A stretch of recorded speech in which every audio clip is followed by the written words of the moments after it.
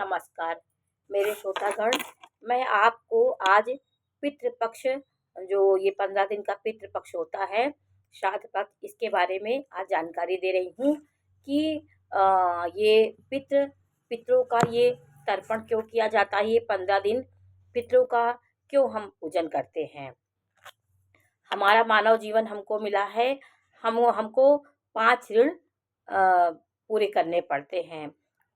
ऋणों को भी जब हम पूरा करते हैं तो हमारे जीवन में सुख संपन्नता आती है। जैसे हमें 5 ऋण को पूरा करना पड़ता है। मातृ ऋण, पिता ऋण, गुरु ऋण, धरती का ऋण, धर्म का ऋण। ये 5 ऋण को हम किसी न किसी रूप में पूरा करते हैं। वो हम कैसे पूरा करते हैं, इस बारे में मैं जानकारी दे रही हूँ। मातृ ऋण को कैसे हम पूरा करते हैं, जब हम कन्यादान करते हैं, कन्या संतति उत्पन्न होती है, उसका हम विधिवत और स्वेच्छा से कन्यादान करते हैं, कन्या को करते हैं, तो माता का हमें ऋण पूरा हो जाता है। माता ने हमें जन्म दिया, वो भी एक माता थी, हमने भी एक पुत्री को जन्म दिया, उसका हमने कन्यादान किया, और तो हम मातृ ऋण से मुक्त हो जाते हैं। पिता ऋण कैसे मुक्त होंगे, जब हमारे पुत्र संतति होती है, वो अच्छे कर्म करती है, हमारा उद्धार करती है, अच्छे संस्कार हम बच्चों को देते हैं, और पुत्र संतति जो होती है वो हम पिता ऋण से मुक्त हो जाते हैं। गुरु ऋण से कैसे मुक्त होते हैं, लोगों को शिक्षित करें, लोगों को ज्ञान दें, लोगों का हम मार्गदर्शन करें, कभी किसी गलत सलाह ना दें, तो हम गुरु ऋण से मुक्त हो जाते हैं। इन सब ऋणों को हुई पूरा करने से हम अपने जीवन को सही बना सकते हैं। धरती ऋण हम कैसे पूरा करेंगे, धरती के ऊपर हम रहते हैं, उनको कष्ट देते हैं, हर चीज़ उनके ऊपर हम करते हैं, तो धरती का भी एक ऋण होता है। तो हम कृषि कर्म करके, वृक्षों का रोपण करके, वृक्ष लगा के वृक्षों को हरा भरा करें, वृक्षों को जल सिंचन करें, ये सब हम निरंतर करते रहेंगे तो धरती का ऋण हमें पूरा हो जाता है हमारा। और धर्म ऋण कैसे पूरा होगा, धर्म की रक्षा करें, धार्मिक आयोजन करें, धर्म के प्रति जागरूक हों, धर्म के प्रति सबको धर्म का प्रचार कराएं, जिस धर्म में हमारा जन्म हुआ है।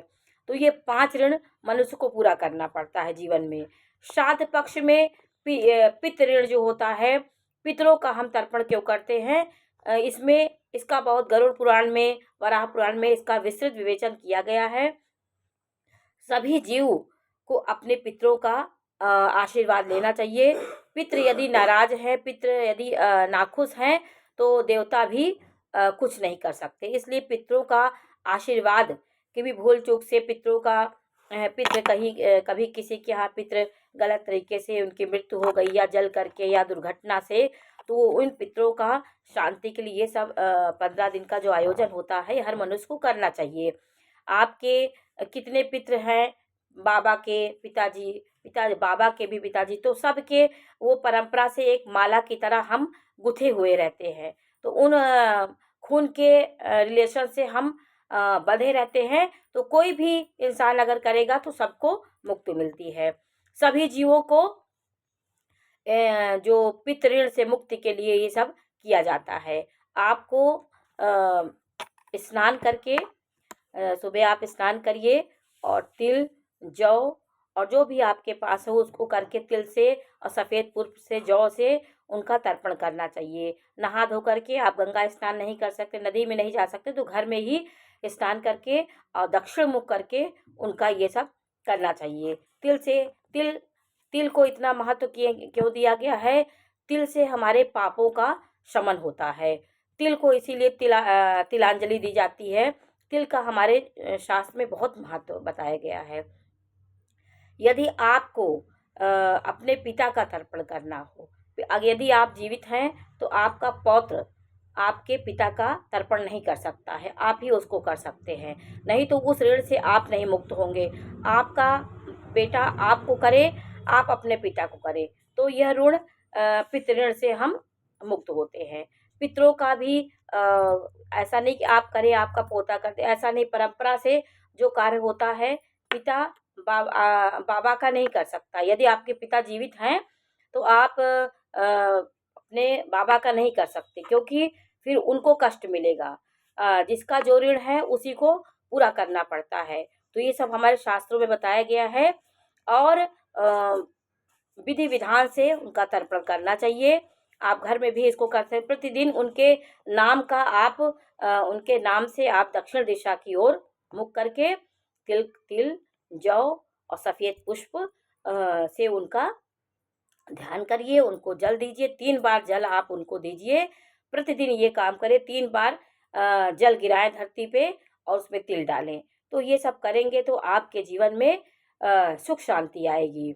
आपको ये पितृपक्ष जो ये चल रहा है, इसमें किसी जीव को आपको नहीं मारना है। हर जीव की आपकी रक्षा करनी है। आपके यहाँ गाय आ रही है तो उसको आप भोजन कराइए, चींटियों को भोजन कराइए, कुत्ता की सेवा करिए, कौओं को दीजिए और उनकी पूजा आपको निरंतर करना रहता है। उनकी सेवा करेंगे तो पितृ किसी भी रूप में आपके घर आ सकते हैं।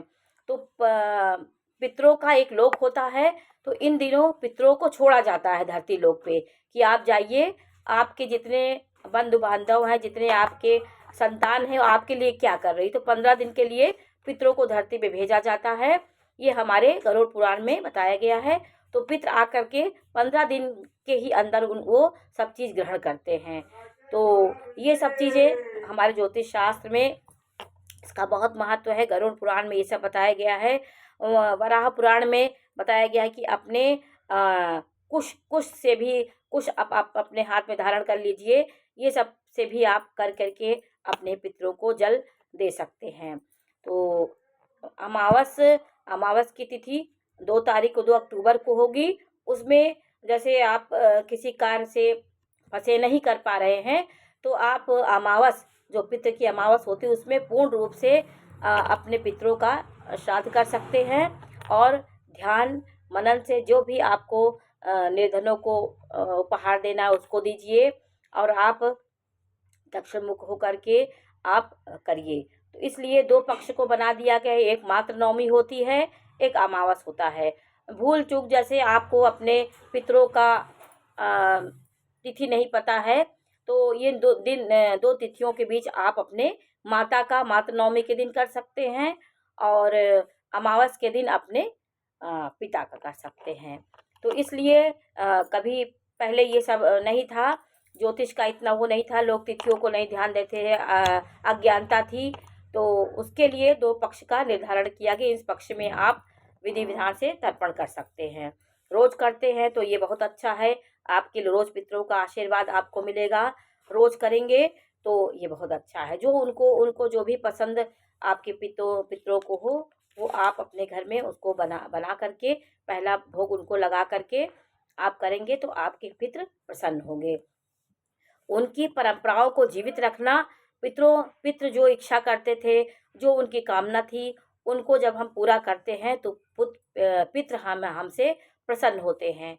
जिस भी चीज़ को वो उन्होंने सजो के रखा, संभाल के रखा, उसको यदि हम बर्बाद करेंगे, उनके खिलाफ चलेंगे तो पितृ नाराज होते हैं। आपको शादी ब्याह में भी देखिए पितृ का आह्वान किया जाता है। पितृ यदि आशीर्वाद नहीं देंगे तो हमारा विवाह नहीं संपन्न होता, हम खुशियाँ नहीं पाएंगे, संतति नहीं उत्पन्न होगी। कई ऐसे दोष हमारे पितरों के नाराज होने से होता है। जीवन में खुशियाँ नहीं आएंगी, शुभ कार्य नहीं होंगे। इसलिए हमें पितरों का जरूर ध्यान देना चाहिए और उनका श्राद्ध करना चाहिए। आपके यहाँ माता पिता दोनों नहीं है तो आप दोनों का मात्र 9वें दिन माता का और अमावस के दिन पिता का तर्पण करना चाहिए। ये आपके लिए बहुत लाभदायक है, इसको आपको करना चाहिए। 18 सितंबर से 2 अक्टूबर तक ये मनाया जाएगा पितृपक्ष। इसके बीच आप अपना कर सकते हैं। यदि आपको तिथि पता है तो तिथि के अंतर्गत भी आप कर सकते हैं। तो आज मैंने आपको पितृ श्राद्ध के बारे में जानकारी दी और मैंने आपको ये भी बताया कि कितने ऋण होते हैं। 5 ऋण हर मनुष्य को चुकाना पड़ता है। मातृ ऋण, पितृ ऋण, गुरु ऋण, धरती ऋण, धर्म ऋण। ये 5 ऋण को पूरा करने से हमारे जीवन में खुशी आती। इन ऋण को जब तक हम पूरा नहीं करेंगे तक हम अपने जीवन में कभी शांति नहीं पाएंगे। पिता माता का, हम जिस माता के पुत्र हैं, यदि हमारी पुत्री संतति होती है तो उसको जब हम कन्यादान करते हैं, उसको अच्छे से रखते हैं तो एक कन्या का हमने अच्छे से उसको रखा तो माता हमारी प्रसन्न होती हैं। पुत्री होना बहुत शुभ की बात होती है। किसी भी पुरुष की पुत्री होना, मातृ ऋण से मुक्ति उसको मिल जाती है। पहली पुत्री संतति बहुत शुभ होती है, वो अपने कुल को आगे बढ़ाती है। तो पुत्री संतति आपकी पहली हुई तो आप बहुत भाग्यशाली हैं। कहीं न कहीं आपके सम्मान को, आपकी वैभव को वो नष्ट नहीं करेगी। तो ये हमारे शास्त्रों में बताया गया है। पुत्री, अपनी पहली पुत्री अपने पिता के सम्मान की रक्षा करती है और अपने पिता के बहुत शुभ होती है। और पिता ऋण जो होता है, पिता का ऋण कैसे होता है, हम जब संतति उत्पत्ति होती है, बच्चे होते हैं, तो हम बच्चों को अच्छी शिक्षा देते हैं, लड़कों को अपनी जो परंपराएं हैं अपने खानदान परिवार के, उसको हम सिखाते हैं, उनको संस्कारित करके और जीवन के योग्य बनाते हैं, जीने के योग्य बनाते हैं, तो वो पिता ऋण से हम मुक्त होते हैं। और गुरु ऋण कैसे होता है, हम लोगों को शिक्षित करें, लोगों को ज्ञान दें, किसी को गलत सलाह ना दें। ये सब जब हम करेंगे तो गुरु ऋण से हमें मुक्ति मिलती है। धरती का ऋण कैसे पूरा करेंगे, कृषि कर्म करके, पेड़ पौधे लगा के, पौधों का सिंचन करके और धरती ज़मीन खरीद करके उसको अच्छे से, उसमें गलत कार्य न करें, उसमें अच्छे वृक्ष लगाएं, तो ये हम धरती का ऋण हमें पूरा होता है। धर्म ऋण कैसे होता है, धर्म की रक्षा करें, जिस धर्म में हमारा जन्म हुआ है उसकी हम रक्षा करें, उसका प्रचार प्रसार करें, उसके लिए हम आयोजन करें, तो ये हम धर्म ऋण से मुक्त होते हैं। तो आज हमने आपको ये जानकारी दी। जानकारी कैसी लगी हमें अवश्य बताइए। चैनल को लाइक करिए, सब्सक्राइब करिए। मैं इसी प्रकार की जानकारी देती रहूँगी। नमस्कार।